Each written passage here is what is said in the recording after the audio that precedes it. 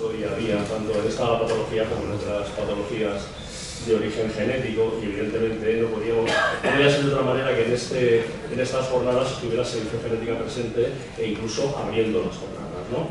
Tengo el placer de presentaros al doctor Miguel Ángel Moreno, que es el investigador principal de la unidad 728 de CIBER, del grupo de patología neurosensorial genética del IRICIS, del Ramón y Cajal, que es el jefe de servicio de genética, y a nuestra gran colaboradora e imprescindible personaje en esta película, que es Patricia Fernández San José, a la que estoy recurriendo día sí día también para ver si ha salido, si no ha salido, si me lo puedo adelantar, que es adjunta del servicio de genética, y los dos nos van a dar una charla que durará unos 25 minutos y nos ilustrarán para muchos algo tan desconocido como es el mundo de la genética, y esperemos que nos sirva de gran ayuda. Así que cuando quieras, Miguel Ángel, muchas gracias. Bueno, muchas gracias por la invitación, un placer estar aquí. Y bueno, voy a iniciar la charla con este título de estudio genético a concepto personalizado. Empezaré por la primera parte y luego seguirá mi compañera. Bueno, la idea es que nos movemos en el contexto de la medicina genómica personalizada y de precisión. Y la idea es cómo hemos abordado la odisea diagnóstica de enfermedades raras o minoritarias. Bueno, pues nuestro mapa de actuación en enfermedades raras la dividimos en 4 ejes, ¿no? Como veis, está el diagnóstico en el centro, pero no hay que olvidar que hay que complementarlo con los mecanismos, el estudio de mecanismos de patogénesis, que a su vez hacen feedbacks para ayudar al diagnóstico y al mismo tiempo son la base para estratificar pacientes y desarrollar terapias. ¿A qué reto nos enfrentamos? Lo digo como entiendo que el auditorio es bastante general, voy a hablar sobre todo para los pacientes, ¿no? Pues nos enfrentamos a que lo primero que hay que poner en contexto es que no hace más de 150 años, pero desde el punto de vista de la ciencia, muy poco, desde que Mendel enunció sus leyes, ¿no? Y desde entonces nos estamos enfrentando al mismo problema. Cuando hay una patología de base hereditaria, tenemos que encontrar una mutación o 2 mutaciones, que sería, en un argot, digamos, más coloquial, encontrar una falta ortográfica, por ejemplo, en el Quijote.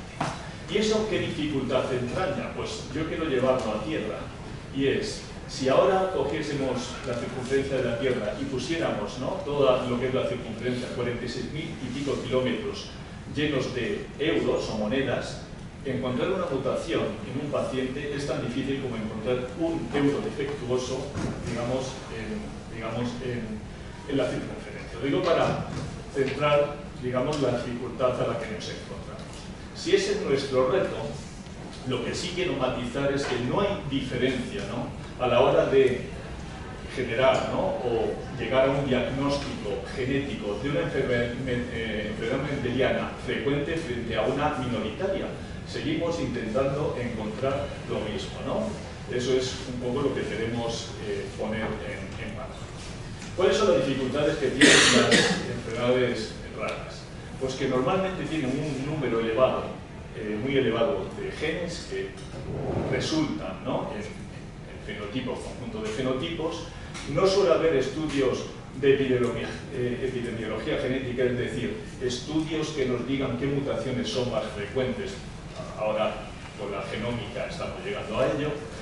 La mayoría de las mutaciones que se encuentran suelen ser privadas, aparecen en un paciente y no vuelven a repetirse, y finalmente existe muchas veces dificultad en correlacionar lo que encontramos a nivel genético con el fenotipo de nuestros pacientes. Por lo tanto, ¿qué es lo que se necesita? Pues lógicamente, en nuestro caso, un servicio de genética que se base en 3 pilares, que son la docencia, asistencia, investigación, y todo ello siempre teniendo en cuenta que tenemos que innovar. Y esa información tiene que fluir, como veis, en el diagnóstico. Bien, pues nosotros, el servicio de genética está conformado con sus áreas y unidades funcionales que, como veis, son centrales e interaccionan con otro gran número de servicios clínicos. Y eso es lo que genera la sinergia y lo que hace que el diagnóstico genético se complemente con la parte clínica y lleguemos digamos, al diagnóstico certero. ¿Qué ha revolucionado o cómo hemos podido abordar las enfermedades raras? Pues gracias a una evolución tecnológica. No hace tanto estábamos secuenciando con sangre, es decir, buscar un euro y secuenciarlo, y ahora somos capaces de secuenciar todos esos euros de una vez, digamos, como he puesto el ejemplo anterior. Pero esto plantea un problema. Lógicamente, primero necesitamos base tecnológica que tenemos, los famosos secuenciadores, tenemos que tener conocimiento para asegurar, ¿no?, que un determinado gen está bien cubierto, ¿no?, es decir, para eso hace falta tecnología y conocimiento, y finalmente la selección de la tecnología. ¿Por qué? Porque no olvidemos que tenemos que ser coste efectivos. Y ahí es donde el trabajo y el conocimiento de una patología nos hace seleccionar la mejor tecnología. ¿Por qué? Porque tenemos genes, no son de Redwood, pero son de otro ejemplo, donde tenemos genes muy pequeños o muy grandes. La idea sería, nos centramos en los pequeños, que es, entre comillas, más barato ya, pero si la prevalencia que hay aquí es 10 veces menor que en un gen, digamos, más complejo, deberíamos centrar nuestro objetivo de secuenciación. Por lo tanto, cuando tenemos a día de hoy una batería de tecnologías, estamos hablando de lo que son los gene panel, ¿vale? Solo secuenciamos una serie de genes y de ahí ya podemos pasar a exoma completo o a genoma completo. Y ahí está un poco la diferencia tecnológica. O miro, digamos, solo unos genes, o miro las secuencias que codifican para las proteínas, pero solo los exones, o miro la totalidad. A corto plazo, y si se abaratan los costes, diríamos que deberíamos ir a esta tecnología. Pero os quiero poner en valor que los recursos son limitados, que cuando vamos a, digamos, soluciones tecnológicas más sencillas necesitamos menos recursos humanos y por lo tanto aceleramos el diagnóstico, frente a cuando estamos aquí que tenemos muchísima más información. Quizá 90.000 variantes, 90.000 euros que tenemos que saber cuál de ellos es el defectuoso. Por lo tanto, lo que quiero también poner en valor, que a golpe de clic, cuando se va a hacer un diagnóstico genético y nos piden secuenciación masiva, más o menos por cada muestra invertimos en todo el proceso unas 21,5 horas, ¿vale? Tanto de aparatos como, sobre todo, de interpretación de variantes e emisión del informe genético. Dicho de otro modo, no somos, digamos, una prueba tipo glucosa. Es decir, hace falta mucho conocimiento y, por lo tanto, tiempo invertido. Y si los resultados que hemos conseguido con estos tecnología asistencial no nos llega a encontrar la mutación que hacemos, conectamos con digamos, los proyectos de investigación, entre ellos lo que se llama Impact Genomics. Impact Genomics, la conocéis, es una acción liderada por el CIBERER en la que nos encontramos que cualquier paciente que no ha sido diagnosticado entra a secuenciación de genoma completo. Se secuencian los 3.000 millones de bases de un genoma. Y ahí voy a poner un ejemplo de que sea diagnóstica de una enfermedad rara, concretamente la que investigamos, que es una hipoacusia hereditaria, para no solapar con la charla de Patricia, que se centrará en Red. Y quiero poner, fijaros, 2012, un paciente, esto es una hipoacusia, pérdida auditiva, donde nos dicen que no hay antecedentes familiares. ¿De acuerdo? Eso quiere decir que el árbol genealógico es así, único caso, ¿vale?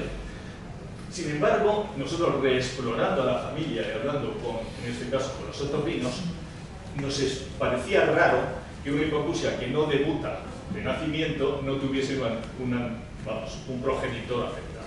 Con lo cual, volvimos a revisitar la familia y encontramos que el padre tenía una audiometría también, digamos, normal. Afectada. Por lo tanto, el árbol ya sí que quedó de este tipo, por lo cual se sospechaba de una herencia autosómica dominante. ¿Qué hacemos? Pues hacemos un panel y sale negativo. Lo pasamos a exoma completo, ya estamos mirando todas las secuencias codificantes del exoma y encontramos una variante que, desde nuestro conocimiento, era la variante causal por su clasificación. ¿Qué ocurre? Que cuando hacemos la segregación, no segrega. No segrega quiere decir que la hemos encontrado en personas, digamos, familiares no afectados. Y ahí es donde pongo en valor que si esto se hace por IA, ¿no?, inteligencia artificial, y el algoritmo dice si no está presente en todos los afectados o está tal, ese caso quedaría ya fuera de control, ¿no? Es decir, no sería diagnosticado y no se revisitaría. Pero nosotros, que somos persistentes, dijimos, si la mutación no es esta porque no segrega, vamos a impact genómica y secuenciamos todo el genoma. Hacemos todo nuestro trabajo, casualidad, encontramos la misma mutación, es decir, no había nada en regiones no codificantes. Y ahí es donde ponemos en valor nuevamente el conocimiento entre los clínicos y nosotros, y dijimos, esto hay que revisitar y reanalizar la familia. Bien, nosotros pusimos en valor que era una mutación, digamos, causal en cuanto al tipo de patología, que había un gen descrito, que se clasificaba, que era patogénica, y cómo es posible que no segregara en esta familia. Pues bueno, insistimos, y lógicamente aquí es donde entraron los estudios de patogénesis, y se verificaba que había otros tipos de mutaciones similares donde una proteína truncada podía ser la causa, en este caso de este gen. Bueno, pues no nos quedó más remedio que después de todos estos, digamos, análisis de situación, volver a la familia, secuenciamos, esta era el que, como veis aquí, individuo 2 tiene la mutación doble pico y no estaba afectado, volvimos a analizarlo y fuimos del genotipo al fenotipo y conseguimos que nos dieran una biometría.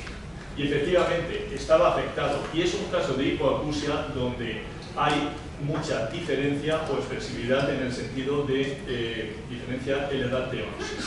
Este paciente debutó con casi 29 años, ¿de acuerdo?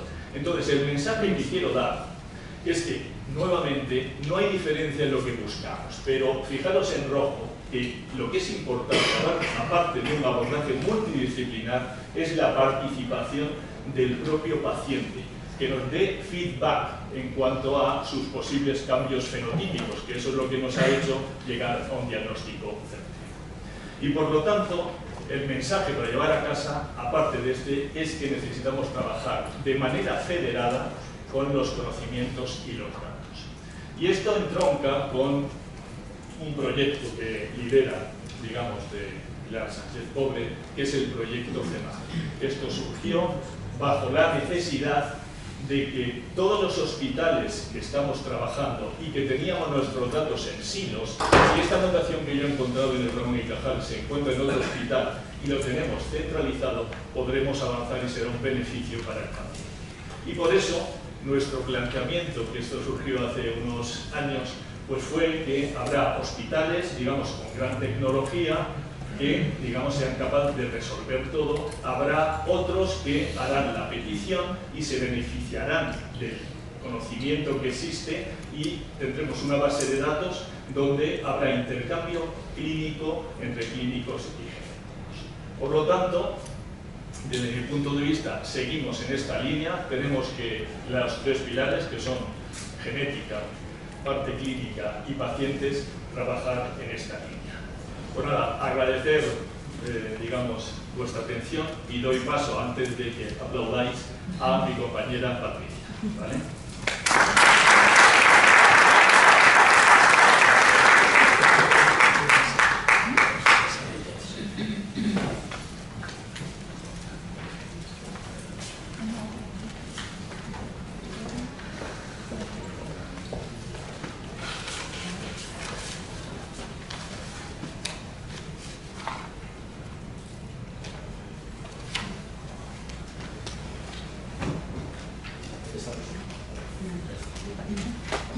Hola, bueno, pues yo soy la doctora Patricia Fernández San José, trabajo en el servicio de hospitalario, en el Hospital Ramón y Cajal, y bueno, ya sé que estamos ajustados de tiempo, pero quería agradecerte a ti, Vicente, y a todos los organizadores por estas jornadas. En concreto, lo que yo voy a contar es un poquito cómo ayudamos nosotros desde el servicio de genética a los pacientes con HH. A modo así de introducción, ya lo sabemos todos, sabemos que es un trastorno en la patogénesis que es de origen genético, por lo tanto va a ser hereditario. La prevalencia a nivel global va a ser entre 5.000, 6.000 y 8.000, dependiendo de la región geográfica, es decir, que estamos en enfermedades minoritarias, raras, de baja prevalencia. Estamos en ese nivel. El modelo de herencia es un modelo de herencia mendeliana, principalmente autosómico dominante. Y uno de los problemas que presenta el HHT es que se caracteriza por una penetrancia incompleta asociada a la edad. Y para aumentar todavía más la complejidad, nos encontramos con una expresividad variable, tanto interfamiliar como intrafamiliar. Estos pacientes, el hecho de conseguir un diagnóstico y un tratamiento precoces va a ayudar a mejorar el pronóstico, porque conseguimos disminuir esa mortalidad. Ahí, poder caracterizar prácticamente a los pacientes puede hacer que ayudemos mucho en este sentido, y poder ayudar a mejorar ese pronóstico. Con respecto a la fisiopatología, solo deciros que, bueno, son las alteraciones, hay unas alteraciones genéticas que lo que van a hacer es modificar proteínas de la vía de factor de crecimiento transformante beta. Las mutaciones en los genes principales de la clase hereditaria van a ser el gen ACVRL1, el gen E y el SMART. Van a ser mutaciones de tipo de heterocigosis, porque cuando se encuentran en homocigote, sí, son dobles heterocigosis, doble heterocigosis, no vamos a, con cigotes compuestos, no es compatible con la vida, tanto es letal. Y los tipos de mutaciones que nos vamos a encontrar en estos tres genes van a ser variantes de tipo mutación puntual o en un 10% de los casos van a ser variantes en el número de copia. Esto es importante a la hora de elegir el abordaje metodológico para estudiarlos. En concreto, el 52% de los pacientes diagnosticados con un diagnóstico definitivo de telangiectasia hereditaria van a tener mutaciones en el gen ACVRL1, es decir, su porcentaje es muy elevado. Los siguientes serían los pacientes, el 44% de pacientes que nos vamos a encontrar que tienen mutaciones en el gen E. Y por último, el tercer gen, que es mucho menos prevalente, se va a encontrar en el 1% de los pacientes, que es el gen SMART4, en el que los pacientes van a presentar un fenotipo de poliposis juvenil, además de la fibrosis. La suma de todos ellos hace que el rendimiento diagnóstico de esta enfermedad sea muy elevado, el 97%, pero existe un 3% de pacientes con HHT que no vamos a encontrar, no vamos a genotipicar en esta. Con respecto a las correlaciones genótipo-fenotipo, son complicadas, porque en este caso, en las telangiectasias hereditarias, nos vamos a encontrar que casi son mutaciones privadas, como decía antes Miguel Ángel, es decir, hay pocas familias con la misma mutación. Entonces, hacer esas correlaciones genótipo-fenotipo son complejas.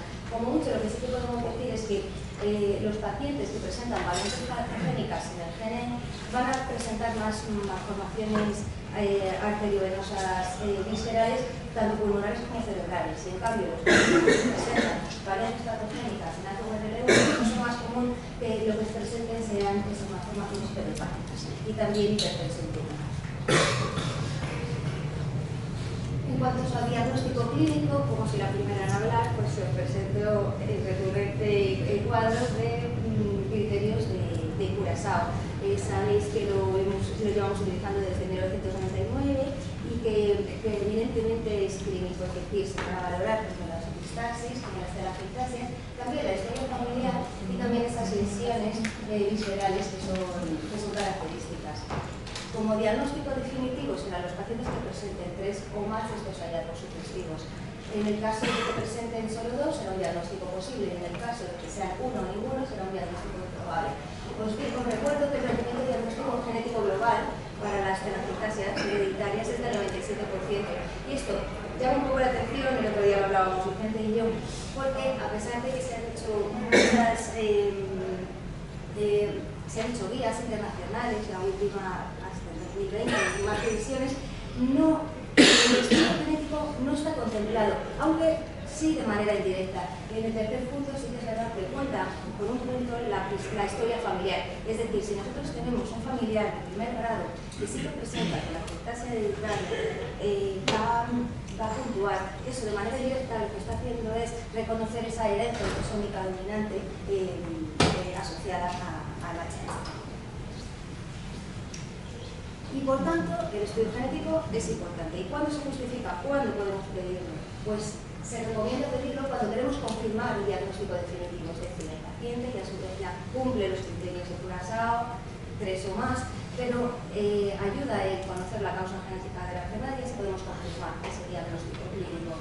Cuando también se justifica este estudio genético, cuando vamos a querer confirmar los casos dudosos. Por la idiosincrasia de la propia enfermedad, sabemos que hay limitaciones clínicas que son debidas a esa penetrancia asociada a la edad. De hecho, en un tercio de los pacientes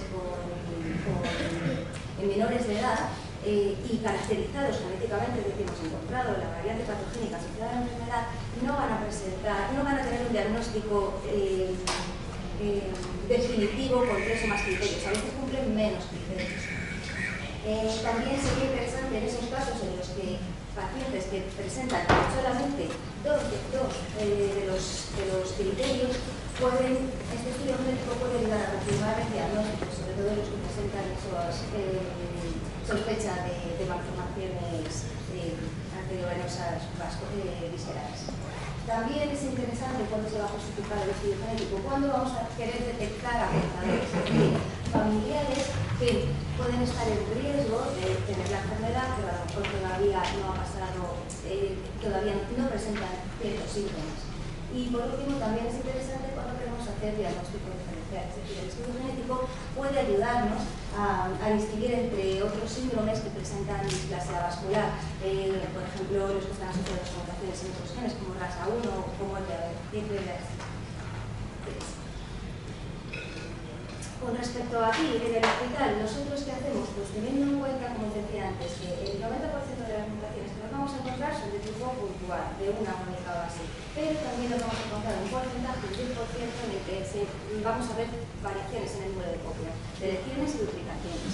Con esta premisa, y teniendo en cuenta que tenemos que estudiar 3 genes, que las mutaciones no son privativas y por tanto se encuentran además distribuidas por esos 3 genes, algunos exones repetidos, pero se van a encontrar muchas variantes diferentes. De hecho, para el gen AZVRL1 hay como unas 500 variantes patogénicas ya detectadas casi por cada familia, y lo mismo pasa con el gen N.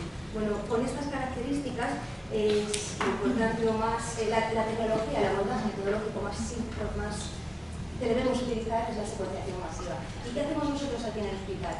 Nosotros en el hospital lo que tenemos es un panel customizado en el que hemos incluido estos 3 genes asociados a HHT con una profundidad de lectura muy alta, 2000 por eso que nos permita no solamente detectar esas mutaciones puntuales que vamos a ver tanto en regiones exónicas como en las sincrónicas flanqueantes, sino que también podemos ver esas TNVs, esas variantes en el número de copias sin necesidad de tener que hacer un TNVA. En los casos negativos, proponemos en nuestro hospital y los parámetros sugestivos hacer un exoma completo.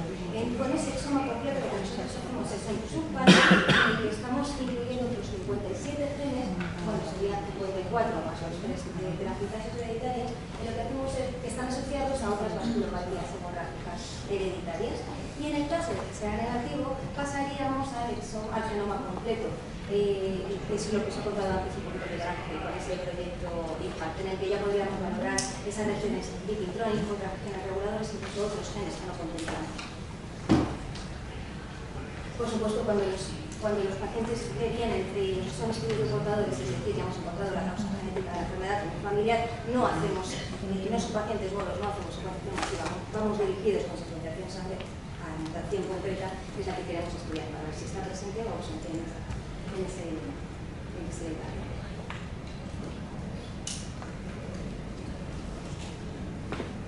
Y con respecto a nuestros resultados, nosotros hemos estudiado un total de 86 pacientes con HHT. Nuestro rendimiento diagnóstico ha sido de un 74%, es un poquito más bajo que ese 97% que nosotros decíamos, pero porque estamos incluyendo todos esos pacientes que os contaba antes, que eran casos dudosos, que no cumplen los criterios de Curaçao, 3 o más como diagnóstico definitivo, y también estamos incluyendo pacientes en los que se necesita hacer un diagnóstico diferencial. Nuestros resultados son similares a los de la literatura. Aquí he puesto un caso, pero para que no se me escapara, pero realmente no sería teléfica, hereditaria. Es un caso de un paciente que presentaba una variante patogénica del gen relacionado con malformaciones capilares. y la distribución es similar a lo que dice la literatura. Eso quiere decir que no debemos estar haciendo mal. En cuanto, y ya casi para finalizar, la utilidad del estudio genético, por lo tanto, va a ser principalmente para confirmar el diagnóstico de pacientes con HHT, pero también nos sirve para identificar de forma precoz a los pacientes que están en riesgo y además dejar de seguir a esos familiares que no presentan la variante causal de la enfermedad. Además, también el hecho de caracterizar genéticamente pacientes con HHT nos va a ayudar a evaluar el pronóstico en algunos casos y también puede ayudarnos a definir el manejo terapéutico. Y cuando tenemos esa variante patogénica y sabemos que la causa genética de la enfermedad, podemos ayudarnos en el asesoramiento genético. Recuerdo que al ser un adherente de autosómica dominante vamos a tener un riesgo de recurrencia de las descendientes del 50%, pero no podemos olvidar que también existen variantes de nuevo, sobre todo en el gen M, que algunos en SMART4. Hay que tener cuidado porque los riesgos de recurrencia son diferentes. También es importante hacer un asesoramiento reproductivo en los pacientes en los que se haya caracterizado genéticamente la enfermedad y que tengamos que ya sean adultos y que quieran tener hijos. Es importante que vengan a la consulta y que les hablemos de las opciones reproductivas. Y por último, ya como conclusiones finales, bueno, pues recordad que el HHT es una enfermedad de base genética, por lo tanto debemos contemplar no solo al caso índice, sino también a los familiares. También es importante saber que los criterios trabajados son fundamentalmente clínicos, pero su diseño y su aplicación están intrínsecamente ligados a la genética de la enfermedad. El estudio molecular no solamente va a validar, por lo tanto, estos criterios, sino que además los puede complementar en grupos donde la expresión clínica va a ser incompleta o tardía. Estos estudios genéticos también tienen utilidad, además de diagnóstica y aplicación directa en cuanto a ese asesoramiento reproductivo y para organizar el seguimiento y la certificación de los familiares. También en algunos casos va a tener implicaciones tanto en el tratamiento como en el pronóstico de los pacientes. Además, debido a la complejidad de estos estudios y del manejo de los pacientes, es muy conveniente su abordaje de forma multidisciplinar, como hacemos aquí, y en unidades especializadas. Y por último, pues nada, recordaros que la implementación de la práctica clínica de nuevas tecnologías de secuenciación masiva, junto con una adecuada interpretación de los resultados genómicos, van a constituir uno de los ejemplos más evidentes del modelo de medicina predictiva, de precisión y personalizada. Muchas gracias.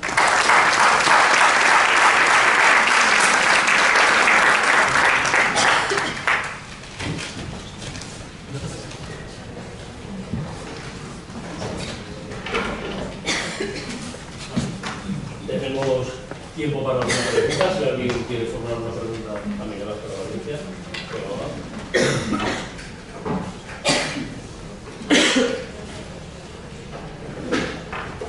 Sí, Didi. Primero que todo, quería felicitaros por la charla, muy interesante.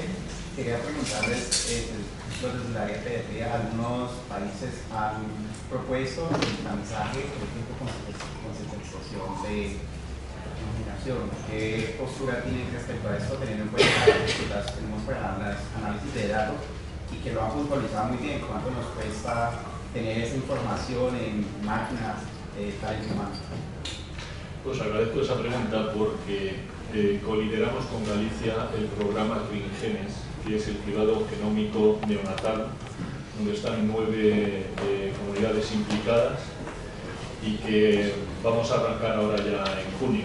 Entonces, la diferencia es que vamos a pasar de 11 que están ahora aceptadas, digamos, en cribado, digamos en la cartera mínima, a unas 300 enfermedades de base genética. Eso implica que el abordaje va a ser a nivel de genoma, es decir, vamos a mirar todos esos euros que os he comentado, pero lo vamos a centrar en patología que sea, digamos, que aparezca, ¿no?, en periodo neonatal, que sea tratable y que se cambie el curso natural de la enfermedad en ese momento, ¿vale? Y ahí es donde estamos muy ilusionados con este proyecto y de aquí al final del 26 tendremos, creo, la información necesaria para ver las dificultades que nos hemos encontrado, es desde una mala recepción de la muestra, poca muestra, partimos de la gota famosa y somos capaces de una gota extraer ADN y conseguir secuenciar las 3.000 millones de bases, ¿no? Entonces, creo que en un año podremos responder a tus preguntas, ¿no? La coste-efectividad, ¿no? La necesidad de recursos humanos y materiales, porque solamente en Madrid hay 52.000 neonatos por año, ¿vale? A la división a qué cantidad de genomas habría que hacer, ¿no? Por día, ¿no? Para dar una respuesta que tiene que ser prácticamente inmediata, ¿no? Para poder hacer ese genoma. Pero bueno, ahí andamos. Muchas gracias. ¿Alguna pregunta más? Sí, Pilar. Bueno, felicitaros por el trabajo, por la exposición súper docente para que la comprendamos y por todo lo que estáis haciendo ahora. Y dos preguntas. Uno es, ¿cómo hacéis los comités dentro del hospital en el ámbito, por ejemplo, pues, de esta enfermedad de Torrino? ¿Cuál es vuestra dinámica? Porque la interrelación clínica es muy importante. ¿Es que en farmacogenética ya lo hacéis? Perdón. Y lo otro es costes a medio plazo de genoma, diferencias con paneles con exoma. Usted lo sabe el rango, aunque eso probablemente vaya a adaptarse. Pero bueno, sobre eso. Bueno, en cuanto a la organización, yo creo que ha nacido de la necesidad y lógicamente de la unión de los expertos que digamos, son capaces de abordar una patología, y normalmente lo que tenemos es una fórmula mixta. Digamos, el personal dentro de un servicio que es experto en una patología puede tener acceso al catálogo genético y a partir de ahí, una vez que tenemos los resultados y el informe, es muy dinámica la información, ¿vale? ¿Por qué? Porque como he contado antes, es decir, a golpe de clic podemos clicar fácilmente, pero lo que hay detrás son 21,5 horas de todo el proceso, incluido el profesional. Y eso implica que tenemos que seleccionar muy bien cuándo un estudio genético o una prueba genética va a llegar a ser exitosa, ¿no? Porque son muchos los pacientes y, bueno, no hago una llamada desde la vicepresidencia de la EGH, que todavía no tenemos especialidad de genética en España, somos el único país, ¿no? Y eso va en detrimento, ¿vale?, de los profesionales, ¿no? Tengo colegas aquí de FEDER, bueno, de muchas asociaciones y tal, que, bueno, están luchando y creo que lo vamos a conseguir. En cuanto a qué equipamiento o costes, pues yo creo que lo hemos escenificado bien. Para algunas cosas hará falta un genoma y para otras cosas, como en este caso, si con 3 genes solucionamos el 97%, iremos ahí. Y cuando no, los que queden sin resolver, pues ya tenemos las distintas etapas, ¿no? Eso es un poco el balance que desde nuestro conocimiento estamos haciendo. Pero sí es cierto que para la mayoría de las enfermedades raras, también el tener un panel dedicado, eso implica, siempre cuento lo mismo, ¿no?, que los pacientes, si fuesen pasajeros, tienen que ir en un taxi, en un autobús, en un avión. Si yo voy a un avión tengo que llenar de pasajeros, si no, tengo el problema que sale, no es costoso.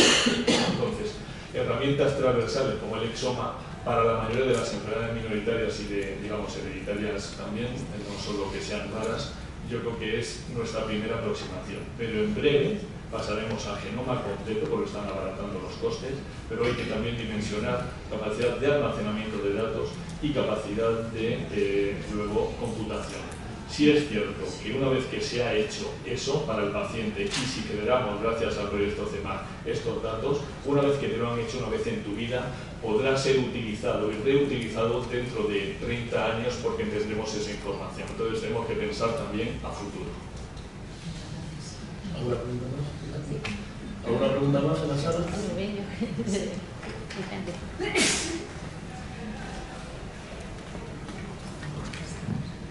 Muchas gracias por las presentaciones. Quería 2 preguntas. Una, bueno, soy Marisa de Medicina Interna de Salamanca. Nuestro hospital ha firmado un paz genómica el jueves, entonces quería, si me podríais orientar aproximadamente un informe, cuánto tiempo puede tardar.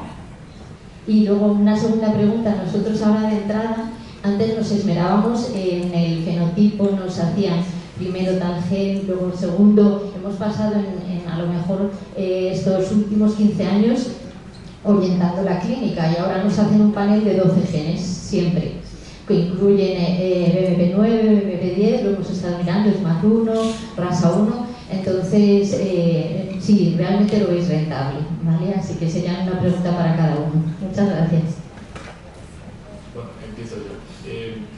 Normalmente, como se trabaja en impact genómica en red, posiblemente una vez que entre, primero hay que hacer la solicitud, ver que cumple criterios de inclusión, es decir, que ya se le ha hecho todas las pruebas básicas, incluso un exoma completo, que se ha hecho bien el filtrado y priorización de variantes y que cuando se ha reanalizado, porque ahora estamos viendo que reanalizando incluso con los datos que ya existían, posiblemente se llega al diagnóstico, no porque se haya hecho mal, es que el exoma de hace 5 años no es el exoma de ahora. El gen que no estaba identificado, ahora sí se ha identificado y ya está secuenciado y se analiza. Pero bueno, si todo eso es correcto, ya entra un centro de secuenciación que puede ser el CENAC, creo que está centralizado, y también Galicia, y a partir de ahí se analizan los datos y si da una variante patogénica se suele informar pues, desde que entra a lo mejor 2 meses o cosas así.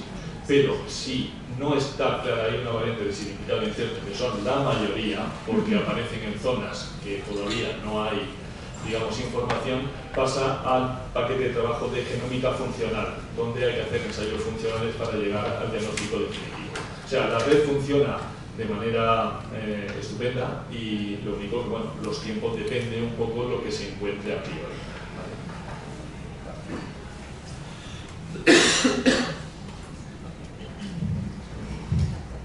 Hola, bueno, entiendo cuando has preguntado al final que si era rentable, yo no sé si voy a responderte a lo que te preguntas. El punto respecto a las telangiectasias hereditarias están esos 3 genes. Nosotros estamos apostando ahora por estudiar esos 3 genes primeros. En el caso de que no encontremos nada ya abrir a ese exoma completo, fíjate, tú dices 12, nosotros empezamos con 12, seguimos con 18, va sumando, incluso añadimos genes como para la enfermedad de von Willebrand, hacemos un espectro de hasta llegar a 57. Es verdad que lo que sí que está claro es que secuenciar, como se hacía antes, exón por exón en los más prevalentes, aquí en telangiectasias hereditarias no vale, porque como os decía antes, el espectro está por todo, pero es verdad que hay algunas regiones, algunos exones más enriquecidos. Por otro lado, asegurarnos por el fenotipo de que probablemente sea más tirando a ENG o más tirando a QRL1 es difícil también. Incluso para SMAT4 muchas veces no vas a encontrar, hasta que el paciente expresa todo el fenotipo, puede que no sea el primer gen al que miráramos. Por lo tanto, en un disparo merece más la pena hacer secuenciación masiva según una hora. Nosotros sí que hemos empezado a explorar este panel customizado, pero porque nos ayuda también a ver esas PNVs que son relativamente frecuentes, ese 10%. Pero sí que dentro de un tiempo, cuando podamos hacer el análisis de coste-efectividad, sí que en principio esperamos que vaya a ser más rentable hacer ese panel dirigido y luego posteriormente ese exoma, porque efectivamente cuando empezamos con el exoma y éramos 12 o 57 genes, nuestro tiempo de análisis se multiplica exponencialmente, tanto como tantas variantes de significado incierto nos vamos a encontrar, y ese tiempo también es dinero. Solo para analizar, hay que hacer todo el esfuerzo posible en el diagnóstico clínico. Eso sigue siendo fundamental, porque independientemente de la tecnología que utilicemos, se está trabajando en la codificación por fenotipo, los famosos HPO. En un momento dado uno puede tener una sospecha clínica de la patología que sea, y luego finalmente ser el resultado de una expresividad variable que era un pseudosíndrome y que al final, con ese HPO nuevo, nos lleva a otro conjunto de genes y se llega al diagnóstico. Eso nos está pasando de manera bastante frecuente. Entonces, creo que, bueno, como Pilar ya lo sabe, estamos trabajando mucho en que se codifique, incluso mediante ahí, si le doy el valor a la, digamos, inteligencia artificial, hacer procesamiento del lenguaje natural de todo lo que se escribe, ¿no? Digamos, de la historia natural del paciente y llevarlo a códigos. Y esos códigos van al final asociados a un conjunto de genes. Por lo tanto, sería una priorización, ¿no?, a priori de unos genes donde sospechamos que primero tiene que estar ahí la causa, ¿no? Y por eso nos ayuda mucho el seguir eliminando la palabra sospecha de, sino he encontrado todo esto. ¿Vale? Muchas gracias. No tenemos más tiempo para más preguntas, lo lamento. Luego en el café, quien quiera formularle alguna pregunta particular, pues que se acerque a ellos. Y tenemos que pasar a la siguiente mesa. Muchísimas gracias a los dos y gracias.